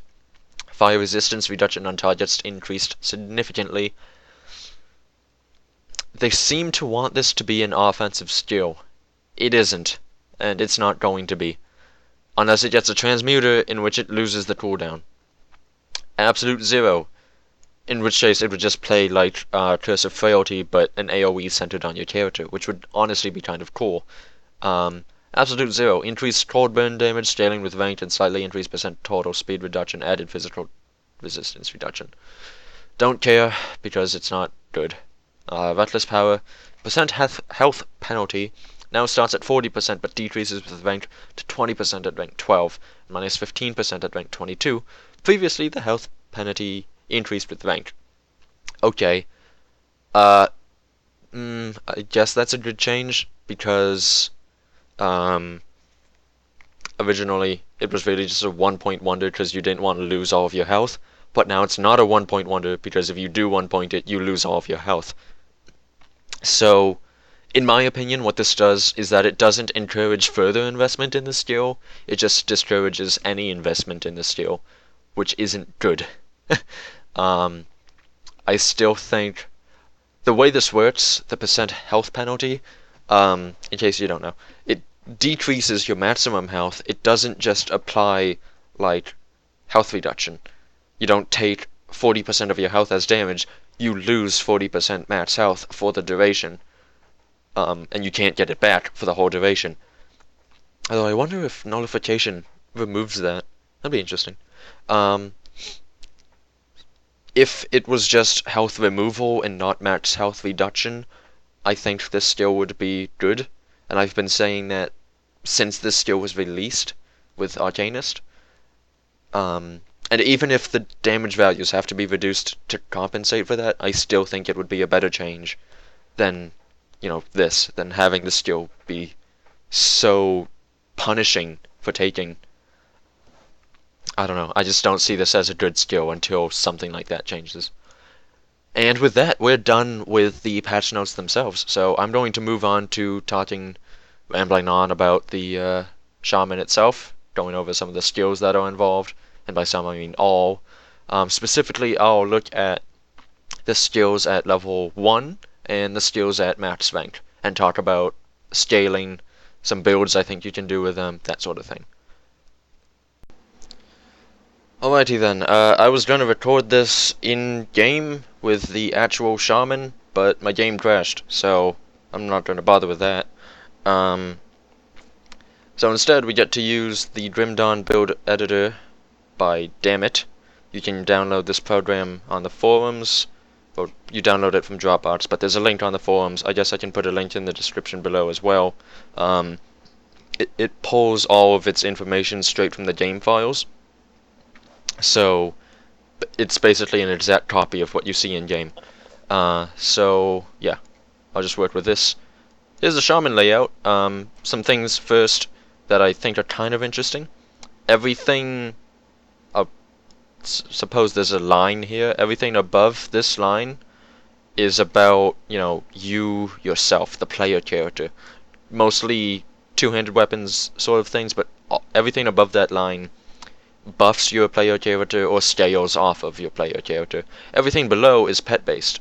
So everything down here has to do with pets, which is kind of neat. Actually, that's not entirely true. This is a self-buff, but we'll get to that. Alright, so Shaman, here it is. First level gets 4 physique, 3 cunning, 3 spirit, 26 health, and 12 energy, keeping with the 38 total health and energy trend that all classes have. All masteries, excuse me. And I think it keeps these, because, I poked around. It keeps these, there's no decimal values. For instance, Demolitionist gets 3.5%. 3.5%. 3.5 physique per level. That's not the case here, it's constant all the time. So we'll just get our Shaman up to 50 and we should be good to go. So first things first, I'm not gonna go tier by tier, I'm gonna go line by line, only for the sake of keeping things orderly. We have Brute Force. At level 1 we get 3 lightning damage and plus 5% physical damage. It requires a two-handed melee weapon. Brute Force. To many shamans, a brutal two-handed weapon serves as the conduit for their storm powers. These practitioners favor closer connection to the wilds through animalistic rage and close-quarters combat, rather than through fragile wands and tomes which they consider to be the toys of those who would prefer to spend their time reading books over practicing their craft. Okay, 3 lightning damage, 5% physical damage. At max, you get 44 lightning damage and plus 55% physical damage. This is, statistically speaking, I think a little stronger than the dual blades skill, but it's also less than Fire Strike itself. This line in particular is a proc line for two-handed melee weapons, which is neat. It's nice to have one of those.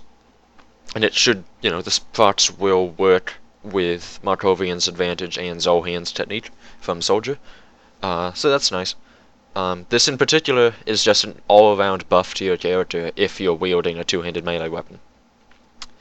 Next we have Feral Hunger. Embrace your primal side, shredding your enemies and feasting voraciously on the spilled blood. Requires a two-handed melee weapon. So, 8% chance to be used. Again, it's a proc. 180-degree attack arc, so anything in front of you or on the side of you. 5 target maximum, 60% weapon damage, 20% of attack damage converted to health, 20 bleeding damage over 2 seconds. Good, I think. Damage-wise, it's low, because, the weapon damage is lower, but it's decent at level 1. 8% chance to be used. So if we pull this up to 10, 25% chance to be used, same weapon arc, same max targets, more than 100% weapon damage, so it's a damage buff. 40% of attack damage converted to health, which is huge. 132 bleeding damage over 2 seconds. Good. Upheaval. Strike with the strength of the earth. Whenever you land a critical strike with your basic weapon attached, the ground shakes with the force of the blow, reverberating around the point of impact in a shockwave. Requires a two-handed melee weapon. 100% chance to be used. Again, this is used when you have a crit. 3 meter target area, 40% weapon damage, 8 lightning damage, 36 bleeding damage over 3 seconds. Keep in mind this is over 3 seconds, whereas Feral Hunger was over 2 seconds. Just something to remember. So that's at level 1. At level 10, we get 100% chance to be used, 3 meter target area, 90% weapon damage, 44 lightning damage, 156 bleeding damage over 3 seconds. Okay. I don't think this is all that great, personally. But there's no limit to the number of targets it could hit, so I guess it's not terrible as an AoE sort of thing. Because if you get a crit on a single target, you then get this AoE that does a whole bunch of damage to enemies around that single target. So, I guess it's alright, but it won't help you kill bosses much. Wendigo Totem. Wendigo totems represent a darker side to shaman rituals, embracing the vicious duality of nature. One must die so that another may feed and live. Once placed, the totem will drain the life from nearby foes, all while creating a soothing aura that heals allies. The totems are taboo to most tribes, though as the primal hunter's spirit invoked to... What? The totems are taboo to most tribes, though as the primal hunter spirit invoked to power the totem is perilous to control and has driven many shamans mad, filling them with an insatiable hunger that inevitably leads to cannibalism. Oh, thank you for that last bit. Wendigo totems scale with player damage bonuses, just like thermite mines, mortar traps, and blade spirit. That's the one. There's some run-on sentences in there. Okay. I noticed this the last time I used this program, and I can't fix it. I can't tell you what life tap does. I kind of know what it does. I think it does vitality damage in an AoE around the Wendigo totem, but I can't tell you exactly how much. So level 1, 40 energy cost, 5-second skill recharge, 1 summon limit. I was starting with one of my friends. It's disappointing you only get one of these. Lives for 12 seconds, 3000 health, 300 energy. Mend wounds, 0.5 second skill recharge. This is a sub-skill that Wendigo Totem uses, and I think it always uses it. Like, whenever it's off cooldown, it uses it. 0.5 second skill recharge, 5 meter radius. Excuse me, 2% plus 20 health restored. And, you'll see as we level this skill, the energy cost goes up, and the health restoration goes up. And I would imagine the vitality damage on life tap goes up. All in all, this is strong. You have to be within the 5 meter radius of the totem in order to receive the healing, but you're fighting a boss, you just drop it in that stew, and you just wail on the boss, which I think is awesome. I love this skill. I haven't used it yet, but I love it in theory. Blood Pact. Seal a pact with the Wendigo spirit, inhabiting the totem. So long as you stand within its aura, your taste for blood will be insatiable.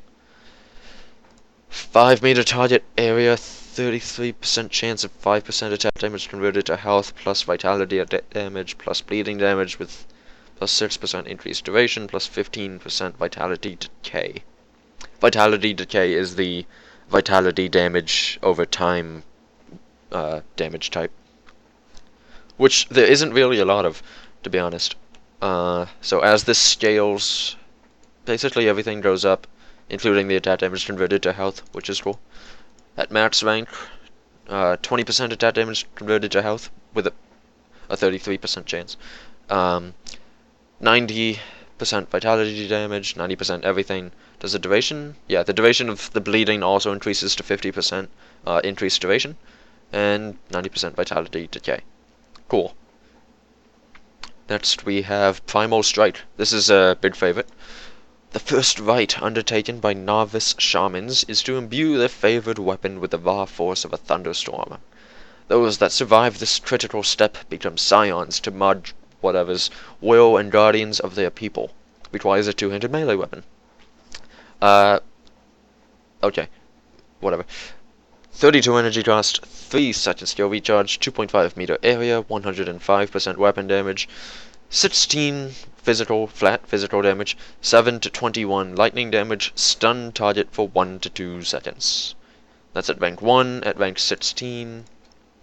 90 energy cost, same skill recharge, I think, same target area. Double your weapon damage, 185 flat physical damage, 99 to 186 lightning damage. The cap on that honestly seems low. Lightning damage is a little bit of an aside. It tends to have a very low minimum, but also a very high maximum, and this maximum isn't terribly high, especially when compared with the physical damage. Stun target for 2.6 to 4 seconds, so a variable stun time.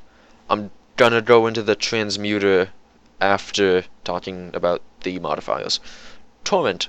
Torrential force cascades from your weapon, electrocuting your target and leaping to nearby foes. It doesn't actually apply electrocution damage, as you see here. It just does lightning damage.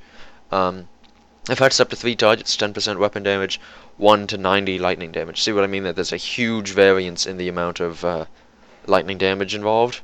I mean, I guess this is still an 87 lightning damage variance, but comparatively, this is obviously a larger variance, and that's the way lightning damage tends to work. So I don't know. This just kind of shocked me. No pun intended. At rank 12, we get 5 targets, which is cool. 36% weapon damage, 67 to 290 lightning damage. The weapon damage, I imagine, would be applied to the targets that this bounces to. It's a chain lightning skill, basically.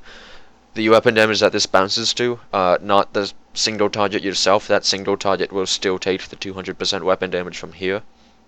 So yeah, the bounced to targets will take less damage than the single target. Just keep in mind. Storm Surge. Primal strikes. Raw power surges through the target, bursting blood vessels. 4 to 8 lightning damage, 3 energy cost. Not in that order. 52 bleeding damage over 2 seconds. Plus 8% physical damage. And at rank 12... 8 energy cost. 26 to 64 lightning damage. 228 bleeding damage over 2 seconds. Plus 75% physical damage.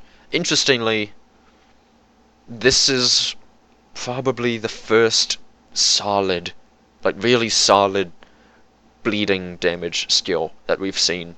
And if the bleeding damage on this applies through Torrent, which I'm not sure it will, I don't think it will actually, but if it does, then this is really, really good. Otherwise, if you're just stacking lightning and physical, this Storm Surge, honestly, probably not worth huge investment. Get a point in it, I guess. Alright, Transmuter for this. Thunderous Strike. Storm Crawlers, members of a sect of shamanism devoted to the heavens, are known to call out to Otas, sure, the god of the sky, when delivering nature's wrath upon their adversaries, allowing them to call down lightning with greater frequency. When you take this, you get minus 60% weapon damage, Damage modified by minus 40%. Wow, both of those are a huge damage nerf. That's the damage modified thing is the multiplicative damage reduction thing. So you just flat out get minus 40% damage, all things considered. 100% stun duration reduction, 100% skill cooldown reduction, just like Tremor, Twitch Jacks, minus 60% skill energy cost. I want to have fun with this a lot, but man, that's some pretty harsh damage reduction. I think it's still decent, though. I think people can have fun with it. Here we have Storm Totem. Great. Channeling the power of Storm is one of the most sacred rites of the Storm Callers. Sure. With sufficient practice, a shaman can imbue a totem with the destructive force of lightning, causing it to rapidly fire off electric bursts at nearby foes.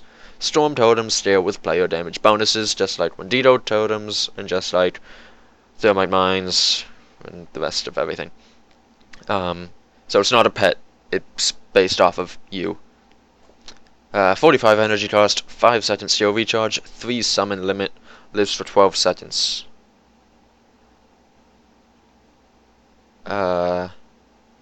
Okay, so there's a 2-second overlap, during which time you can get 3 totems out at once.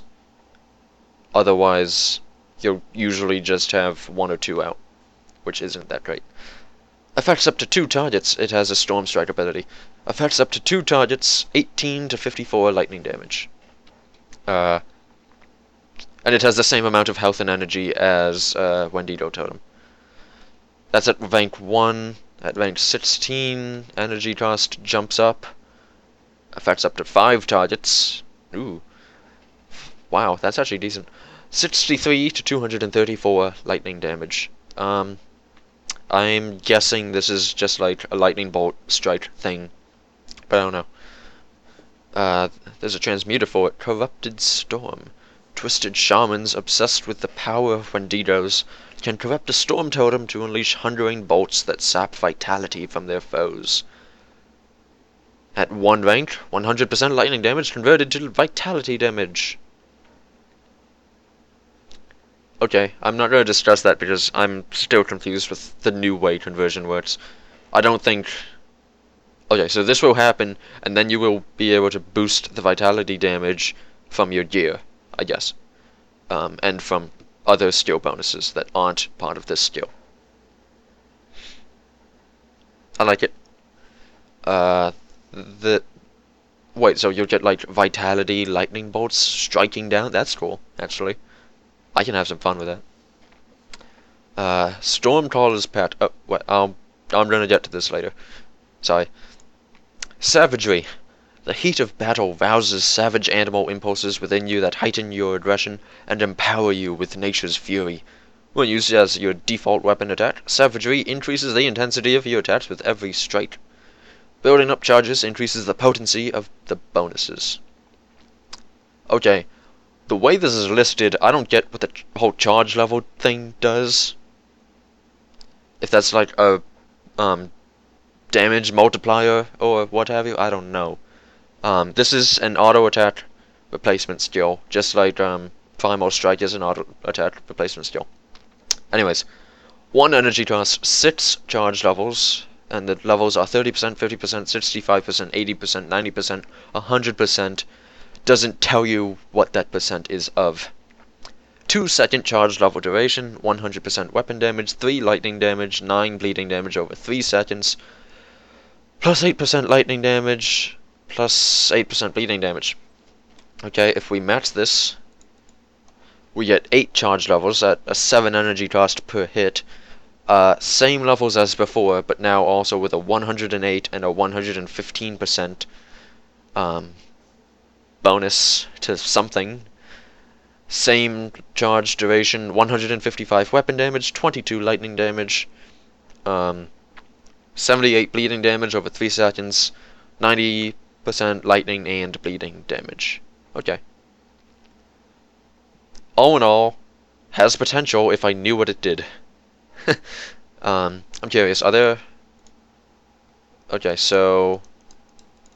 if you want additional charge levels for whatever reason, you have to get this thing to 24 out of 16 points. So another 8 levels plus skill items. I don't know what those charge levels are. I'm sorry. There's a transmuter, which I'll get to after the rest of the line is done. Tenacity of the boar. Embrace the aspect of the boar, becoming a ferocious and unstoppable foe in the weight of battle. 1 energy cost, 12 offensive ability, 8 defensive ability. Increases health regeneration by 10%. If we match this, we increase our health regeneration by 100%. Holy crap. Plus 80%.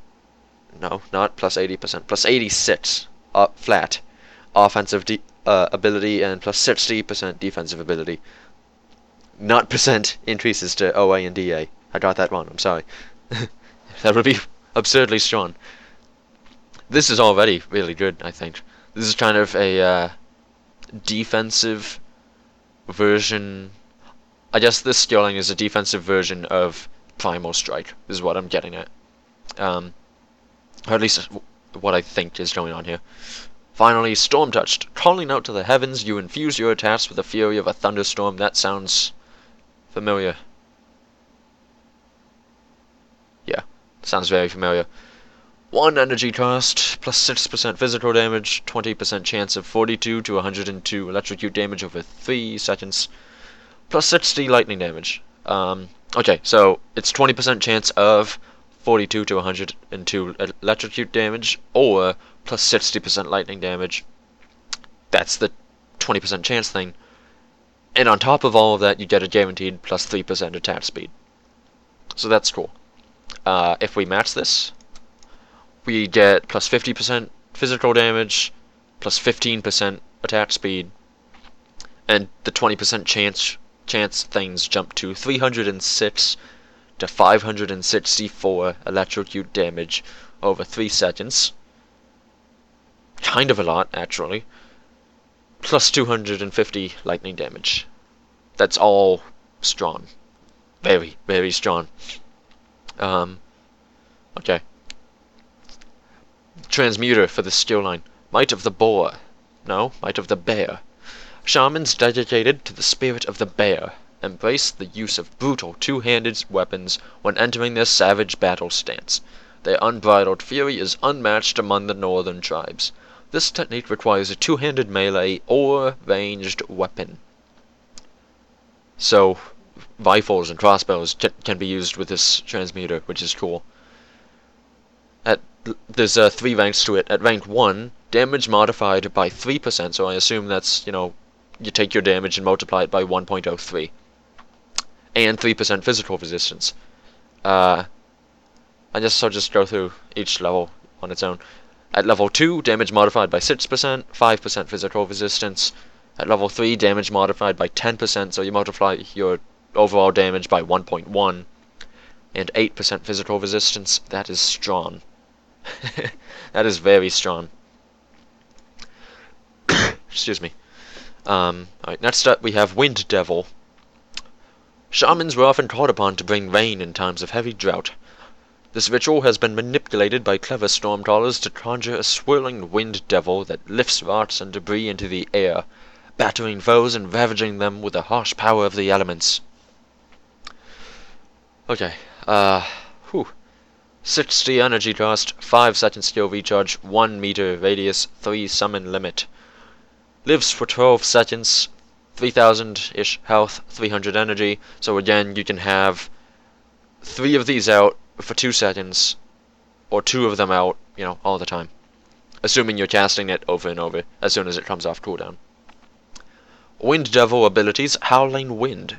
3 meter radius, 4 physical damage, 4 to 10 lightning damage, 15% chance of impaired aim to target for 3 seconds. One of my friends asked me what impaired aim was. I don't fully know, but I am almost certain that it is, no,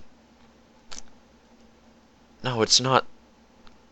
I told him it was chance to fumble attacks, but there's actually a stat called chance to fumble attacks. I don't actually know what impaired aim does, but I know things that have it, this being one of them. Oh, maybe impaired aim is the fumble version of ranged abilities, and chance to fumble attacks is the fumble version of melee abilities. That would make sense, actually. Okay. So if I'm correct about that, it's a 15% chance that enemies using ranged abilities on you just flat out miss and don't do any damage whatsoever. If we match this, 180 energy cost, no other stats change, Howling Wind changes, 3-meter radius, 75 physical damage, 58 to 126 lightning damage, and 50% chance of impaired aim for 3 seconds. Okay then. Modifier, Raging Tempest. The swirling vortex grows with tumultuous power. Freezing winds buffet enemies with a numbing cold that increases their vulnerability to further elemental exposure. 6 cold damage, 5% slow target for 1 second. 3 reduced targets elemental resistances for 1 second. This is interesting, mostly because of the resistance reduction. And I saw what happens if you match this. If you match it, it's 35 reduced elemental resistances for 1 second. And if this stacks with multiple storm spirits, you could really screw up a boss with a crap load of elemental damage.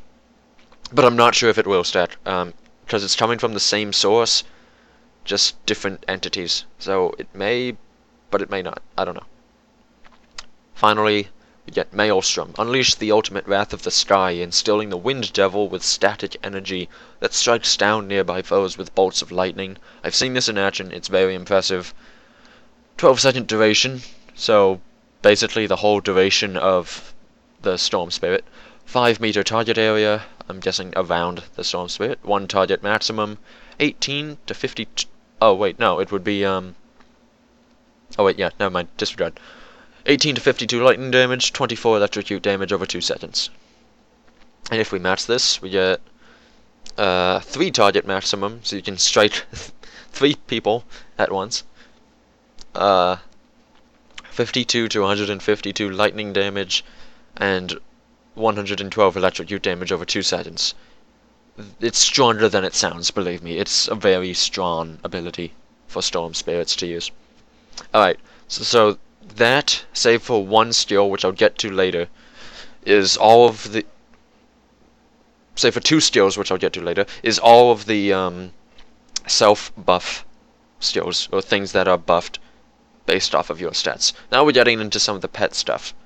And leading that is Devouring Swarm. I think originally, in the game files, Devouring Swarm had several modifiers to it. But that's no longer the case. It is now... I think it even had a transmuter to it. Now it is just 1 standalone skill, no transmuter, no nothing. Out in the wild... Wait, hold on. Huh, there's no cooldown on this. Out in the wild, one must do whatever it takes to survive. Some shaman conjurers take this lesson to heart by conjuring a voracious swarm, which hungrily tears apart anything it comes in contact with, inflicting grievous wounds and exposing vulnerabilities. 20 energy cost, 3-second duration, 100% chance to pass through enemies, okay, that's interesting. 3-meter radius, 3 vitality damage, 30% of attack damage converted to health, 3 bleeding damage per second, minus 10% vitality resistance, minus 10% bleeding resistance, and that's at level 1. There's no cooldown for this, and it lasts for 3 seconds, which means huge healing potential involved here. That's really not bad. Okay, if we match this guy, 5-second duration, 38 vitality damage, same other stats as before, 30% of attack damage converted to health, 38 bleeding damage per second, minus 100% vitality resistance, minus 100% bleeding resistance. Holy crap. How is this balanced? I don't think it is. Alright, that's Devouring Swarm. It's good, in my opinion. It's pretty good. Grasping Vines. At your whim, thorned vines erupt from the earth underneath your foes, inhibiting their movement. I think this is basically, the Nature Mastery in Titan Quest had a skill like this. I can't remember what it was called. Entangling something or other? I don't know. Hold on, I'm gonna read these stats, but I need a drink of water. I've been reading for ages. Okay. Level 1, 26 energy cost, 4 seconds skill recharge, 3-second duration, so you can't have unlimited uptime. 3.5 meter radius, 3 physical damage, 3 bleeding damage per second.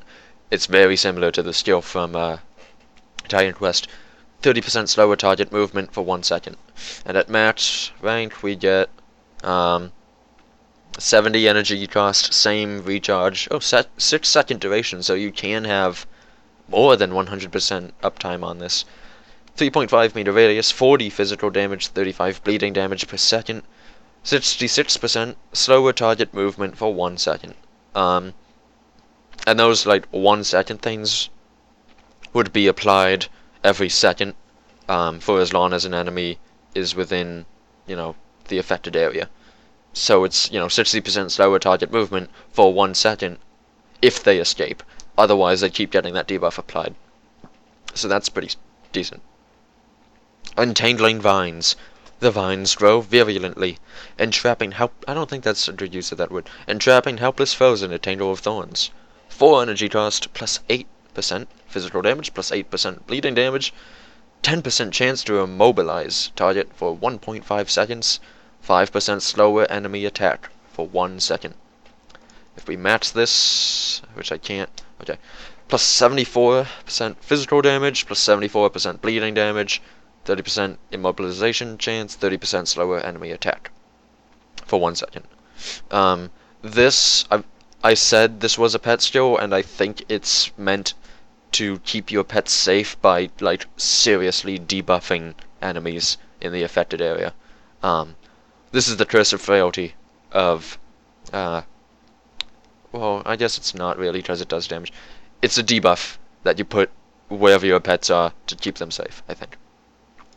Speaking of pets, at rank 50 we get the Conjure Primal Spirit. Legends speak of a great predator, the loyal pet of Mod whatever, which relentlessly hunts down anyone that treads into the beast god's domain uninvited. As a favored follower of Mod whatever, you call upon this primal spirit to aid you in battle. 200 energy cost, 40 seconds skill recharge, which actually isn't too bad. I thought it was going to be something absurd like 60 or 100 second recharge. 1 summon limit. Lives for 20 seconds. 9,378 health. I think that's the same amount of health as the Hellhound. 904 energy. Primal Spirit abilities. Claw and Fang attacks. 76 to 85 physical damage. 54 bleeding damage over 3 seconds. It also has a Tail Strike. 76 to 85 piercing damage is the same amount of damage as Claw and Fang, but piercing instead of physical. 256 poison damage over 8 seconds. So a very long poison debuff. And stun target for 3 seconds, which is pretty decent. And that's at level 1. If we match this guy, 310 energy cost, 14,536 health, 900 energy, plus 75% total damage, plus 55% health to the Primal Spirit. The physical and piercing damage jumps to 308 to 328 damage. Claw and Fang does 252 bleeding damage over 3 seconds. Tail Strike does 1136 poison damage over 8 seconds. Holy crap. And stuns the target for 3 seconds. Now that poison stats, like at 100% efficiency, that could be a very, very, very strong poison debuff. I like it. It's good. I approve. Summon Briarthorn. Briarthorns are tenacious beasts, born of brambly wood and wild magic. Skilled shamans can... I'm smiling right now, that was just a fun sentence to read. Skilled shamans can call upon these creatures to aid them in battle. Only one Briarthorn can be summoned at any one time. Boo. 150 energy cost, 18 seconds skill recharge, same as Hellhound. 1 summon limit. 8,583 health, 904 energy. Abilities, Thorned Claws, 13 to 20 physical damage, 8 piercing damage, 30 piercing retaliation. So you get a Briar Thorn for a little bit. I mean, endlessly until it dies. It doesn't have a lifespan, actually, which is cool. That's at level 1. If we max it, we get 15,000. Wait, hold on. Huh, it gets more health than the max Primal Spirit. Interesting. 15,020 health, 1,582 energy, plus 100% total damage, plus 75% health and energy, increases energy regeneration by 150%, 162 to 209 physical damage, 123 piercing damage, and 285 piercing retaliation. It's a tanky kind of a pet, which I like. First ability, Ground Slam. The Briar Thorn slams its thorned claws into the ground, crushing any foe unlikely enough to be within reach. 24 energy cost, 3.5 meter target area, 70 to 116 physical damage, 65 internal trauma over 5 seconds, stun target for 1.8 seconds. That's at level 1. When we max it, 52 energy cost, 3.5 meter target area, same as before, 286 to 468 physical damage, so that's a very strong nuke for a pet to have. 470 internal trauma over 5 seconds, stun target for 4 seconds. That could be a little bit strong, in my opinion, but we'll see. Emboldening Roar. The Briarthorn calls out to its allies, emboldening them when fighting is at its thickest. Sure. 35 energy cost, 18 seconds skill recharge, 24 second duration. Sorry, something in my throat. 15 meter target area, 5% total damage, plus 5 flat offensive ability. At level 1, at max, 79 energy cost, 18 second skill recharge, 24 second duration, 15 meter target area, so only energy cost has really changed so far. Plus 36% total damage, plus 50 flat offensive ability. To me, this doesn't seem like a great skill, in all honesty. I don't know. The stats that are given just aren't high enough relative to, their respective, relative to what they are. There's just, better means to get these kinds of stats than this skill. Especially at 12 points, getting these stats. Alright. We've got, okay. So this skill, mod whatever's packed, I'll read the description. Call upon the beast god, mod whatever, to bestow nature's blessing upon you and your nearby allies. This ability must be toggled to maintain its effect. 100 energy reserved, 12 meter radius, 3 health regenerated per second, 0.8 energy regenerated per second. So basically, it's another field command, essentially. And field command buffs your pets. So this is a self buff and a pet buff. You can take this on a non-pet build, or you can take it on a pet build, or you can take it on a team support build if you wanted to, which is cool. Which I guess that's why this is in the pet section, because as much as it does benefit you, it does also benefit your pets. So at level 1, you get those stats. At level 12, massive amount of energy reserved, 265 energy reserved, 12 meter radius, plus 28 health regenerated per second, plus 6.5 energy regenerated per second to you and your allies. It has a modifier. There's 2 modifiers, actually. First one, Heart of the Wild. The wild spirit of nature flows through your veins, rapidly sealing wounds and cleansing poisons. 30 energy reserved, plus 4% health, plus 2% bleeding duration reduction, and plus 2% poison duration reduction. When we match this, we get... Hold on. Okay. When we match this, 75 energy reserved, plus 30% health. Huge amount of health. And 25% bleeding and poison duration reduction. That's, it's not a duration reduction to the poison and bleeding you do, it's that which you take. So the bleeding and poison debuffs on the player character last shorter. So all around a buff. There's nothing negative about this. Oak Skin, the final modifier for mod whatever's packed. Oak Skin, take on the aspect of ancient trees, solemn, ageless titans that have outlived civilizations. Man, some designers had fun with this one. Bestowing additional protection upon those under mod whatever's blessing. Plus 30 energy reserved, plus 8 armor, 2% pierce resistance, plus 10% total retaliation damage. When we match this,